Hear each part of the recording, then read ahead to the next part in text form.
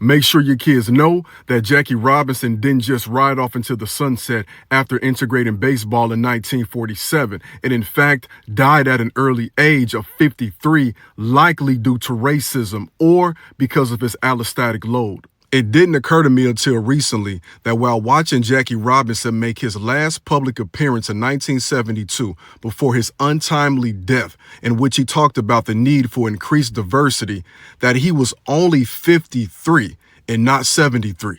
See, we talk about what Jackie did and we celebrate Jackie, and we should, but we often make it seem as if Jackie integrated baseball and things slowly got better. And in fact, they didn't. And in fact, Jackie Robinson was fighting the same issues towards the end of his life that he was fighting in 1947, 20-something years priorly. Jackie had been dealing with the deleterious compound effect and impact of racism since he was a child in Georgia, and that was only exacerbated by him integrating baseball himself in 1947. I mean, let's talk about it, y'all. Jackie had to get metal plates sewn into his cap to protect him against beanballs or fastballs up to 90 miles per hour being intentionally thrown at his head while playing baseball. Jackie was constantly berated with the N-word on a regular basis while playing baseball, and was subjected to subhuman treatment that no human being should have to stand for, and he was expected to take it and be peaceful and nonviolent.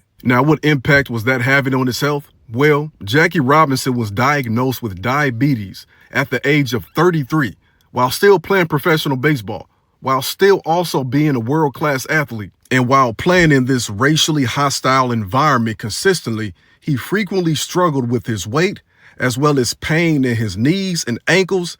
And around the time he was diagnosed with diabetes, his hair also began to turn gray. In 1970, still at 50 years old, he had 2 mild strokes, and doctors said he would have to have his legs amputated soon after. He then lost sight in one eye, went partially blind in the other eye, and then had 3 heart attacks, the third of which was fatal. It's worth mentioning that around that same time in 1971, he lost his son to a car crash. And we haven't even touched on the adverse childhood experiences, or ACEs, he had growing up in Georgia. All of these experiences he had from childhood through Major League Baseball without access to medical professionals of high quality, particularly black male therapists or black doctors, definitely increased his allostatic load. We have to wonder, what would Jackie's life have been like if he had not been a sacrificial lamb and had just stayed in the Negro Leagues?